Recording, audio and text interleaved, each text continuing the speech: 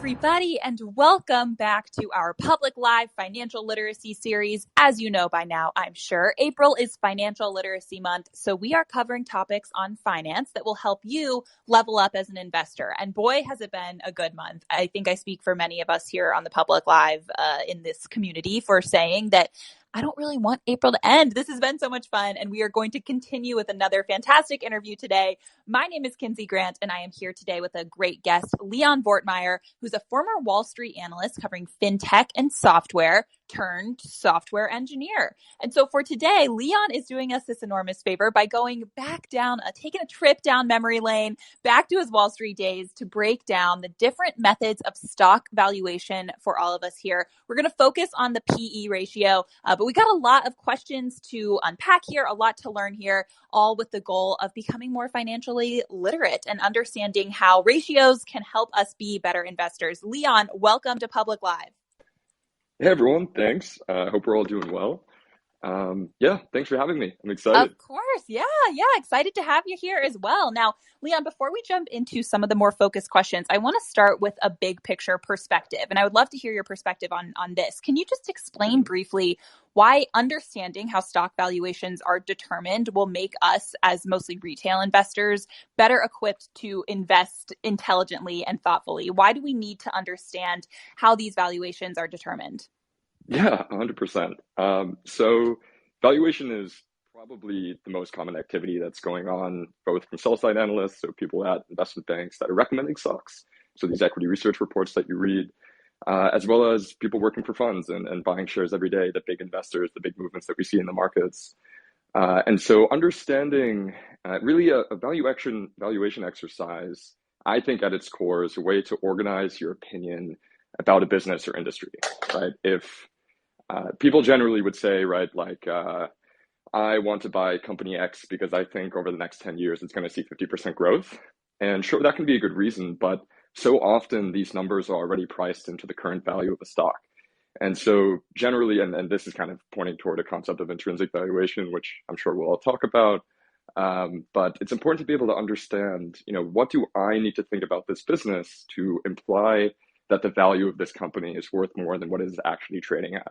And you can really only do that if you approach things quite nitty-gritty from an intrinsic perspective, or you have an idea about how you think companies will trade relative to one another.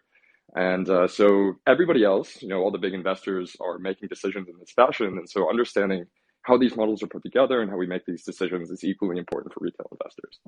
Yeah, I think that is a really, really, great way of putting it, of organizing your opinion around an investment. Because for so many of us, and I am speaking for myself here when I say for so many of us, sometimes the decision to invest or to not invest is one made not necessarily with a ton of numbers in mind. Maybe it's that you use a product or that you like the leadership or that you read this fantastic profile or a terrible profile, right? You have all of these ideas that are perhaps not so tangible. And when we look at the ways to organize our opinions around stocks, around potential investments, this is a way to understand those more tangible aspects of whether or not this would make a good, bad, or neutral kind of investment. So I appreciate you starting out with that with me. So with that all in mind, as we get into the rest of this conversation, we're going to kind of dig into the more granular aspects here, starting with, can you walk me through the main categories of valuation models? Yep. So I'd say if, once you start taking your first corporate finance class, you typically get introduced to three models, and those come from two different buckets. The first being relative, and relative because we're looking at businesses relative to one another. So the first model in that bucket is a trading comparables. So we're looking at different ratios of the business that we're interested in compared to some peer set in its industry or other businesses that might be organized similarly that could potentially be in a different industry. So this is, for example, where the PE ratio could come into play, right? So price to earnings, lots of other ratios, EBITDA, EV revenue. These are all different ways to essentially peg the value of a business to an operating metric like revenue or EBITDA or earnings in the case of price to earnings. And what we do here is we look at what the industry as a whole or the comp set is trading at on average on these ratios and generally apply that average ratio to the business that we're interested in to see, okay, relative to the rest of the market, what should our business be valued? So that's relative model number one. Relative model number two is what we usually call a transaction comparables. This is really similar in nature, but instead of looking at current trading ratios of a peer set, we look at the prices that companies in that peer set were acquired for. So this usually more so happens in the private markets. So like in private equity, we do this all the time, but it's also somewhat applicable in public companies too. There are public companies that get acquired. Elon Musk's big takeover bid, that's huge news this week. So this happens all the time, and transaction comparables are a way of valuing instead of on a current trading basis, on a transaction basis. That's what we call it, transaction comparables. And so this is all in this first bucket of relative valuation. And then we have a second big bucket of intrinsic valuation. And this is generally a much more complex exercise. This is what's taking Wall Street analysts probably the most of their time when they're thinking about deals. And this is really getting down into the nitty gritty, modeling out the financial statements of a business, making assumptions about growth, margins, all kinds of other things in operating units, and ultimately kind of determining at the end of the day, if I believe all of the assumptions that I put into this model, this is kind of where the value of the business should spit out today. And that's kind of this core intrinsic valuation exercise of, if I believe these things, what does that tell me about the value of the business relative to what it is trading today? And so if an analyst does an intrinsic model and they discover that with their thesis on the business and the market, that a business is worth X and it's currently trading at half of that, then that represents a pretty good value buy. So that's kind of the differences there. I'd say relative is used most often because it's a much simpler exercise. It takes far less time, but it exposes you to some risk, because if generally, say we're looking at an industry that's really hot and growing, that industry is probably trading at relatively high multiples all across the board. And so if I value my company relative to the other businesses in that industry, I'm probably going to get a much higher valuation range than what I would get with some kind of conservative assumptions in an intrinsic model. So understanding those differences there is important. It's usually always the case that relative models give you higher valuation ranges than intrinsic. But this is kind of how we break these things down. Yeah. Interesting. Yeah, I like that there is some basis in reality. I recently did one of these financial literacy series interviews, and we were talking about the use of creative accounting and painting pictures with numbers. And it's interesting to hear that while I'm sure that does have its place in creating valuations, a lot of this is still at times conjecture, trying to use your crystal ball to see the future. It's interesting to hear that there are these two separate buckets that can kind of get you to a more absolute, or I guess I shouldn't use the word absolute. Key term here, but a more specific number that's perhaps a little bit less of the creative accounting and a little bit more of what actually this company is worth. Now, with that in mind, I am curious, when we consider the relative buckets, these relative valuation models, does that differ from industry to industry?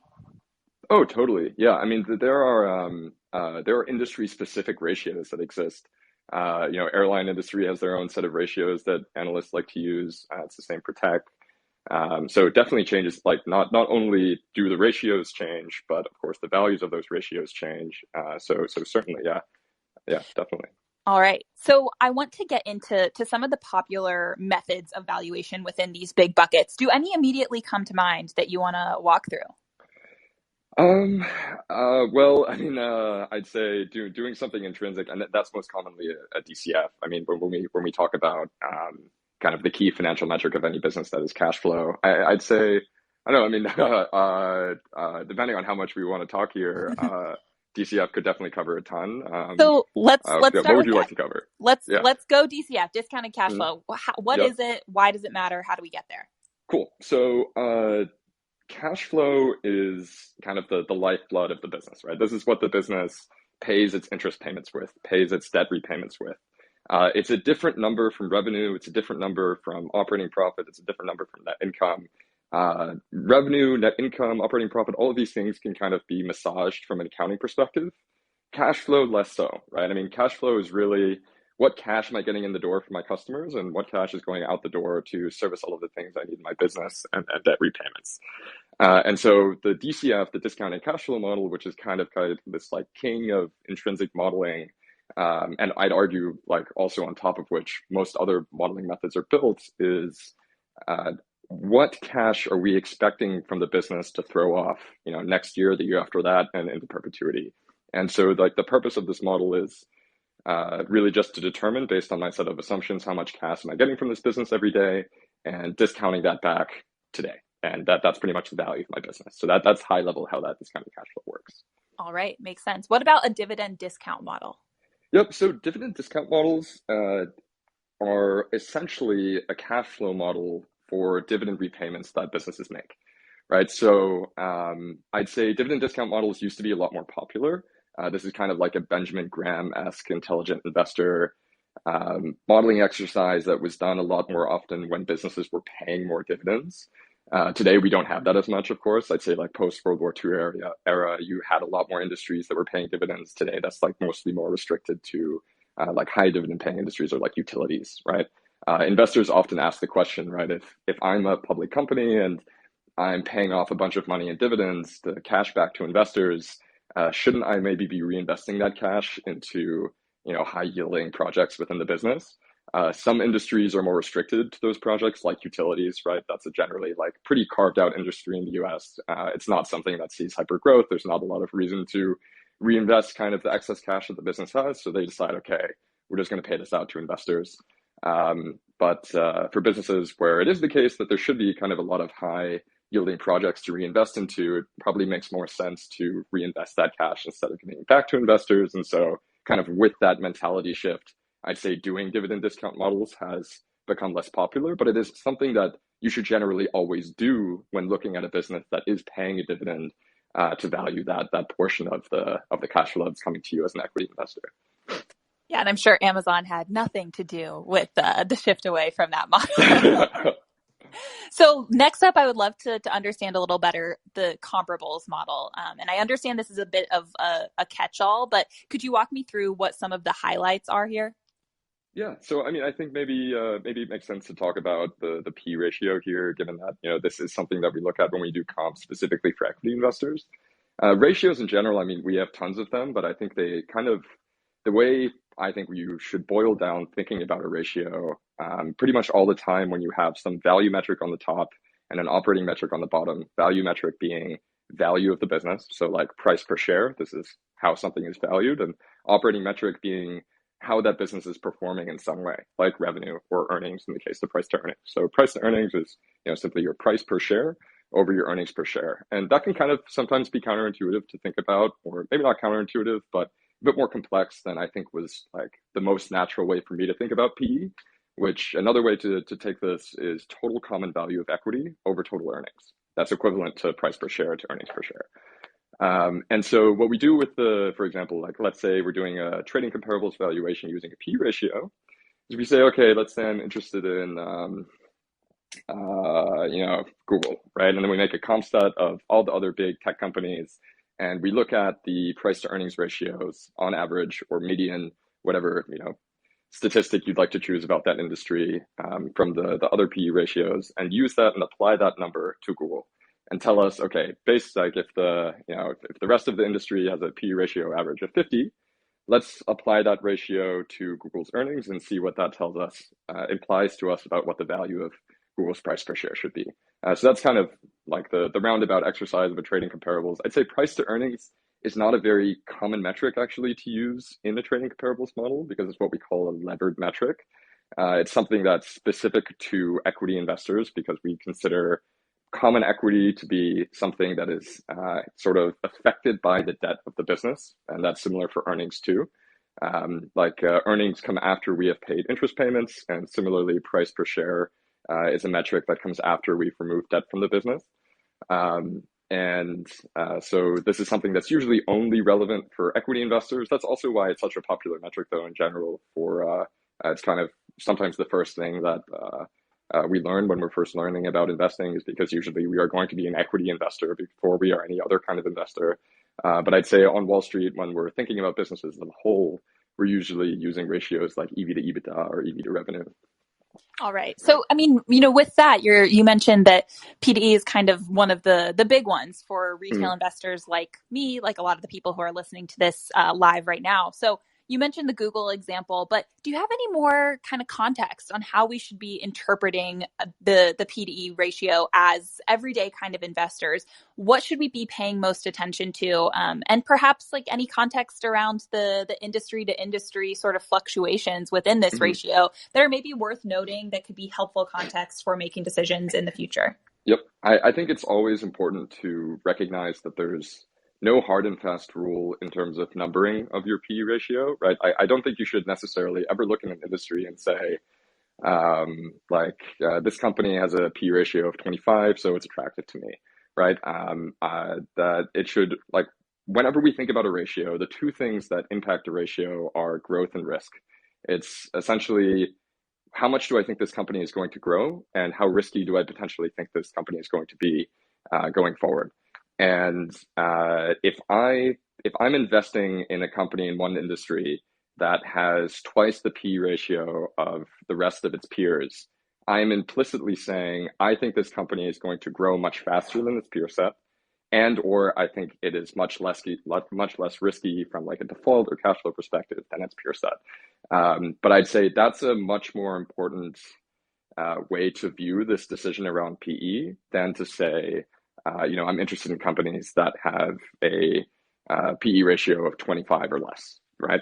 But I mean, on the flip side of that, it's often easiest to find value stocks by first, say, looking at the companies in the industry that have lower PE ratios than their peers and trying to get an understanding of why the investors in this space then decide that they're going to usually pay less for this business's earnings than the other businesses in their peer set. And if you think that, this is kind of an unfair view of the business, if you think that investors are punishing this business too critically for some aspect about it, then that could potentially represent a good value buy. So looking at P ratio, not as an absolute number, but most often relative to other businesses in its industry or peer group, that's probably the most important way to think about it. All right. So if we do want to utilize this information as investors, how do we go about figuring it out? I mean, there's the obvious, it's in the name, price to earnings, but yep. Where is this information located? And what, earnings is something that happens with relative frequency. Price changes all the time. Yep. So how do we figure out the ratio that we need to determine whether it's a value stock or not, or make any sort of indication about what the stock might mean to you?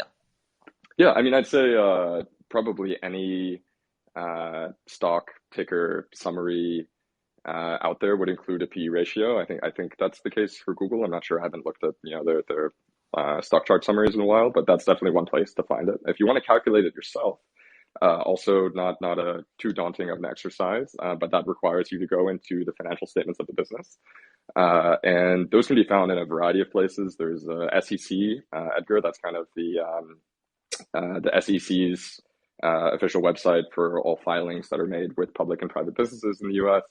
I think a much more user-friendly place to look at financial statements is BAMSEC. That's BAMSEC.com. It's a great tool. It just has like a much cleaner, modern user interface than the SEC website. And there you can find all the public filings for any company that you're interested in. So the best place probably to go here would be a 10K. That's an annual filing. Its cousin is the 10Q, which is a quarterly filing that gets filed every 3 months as opposed to every 1 year.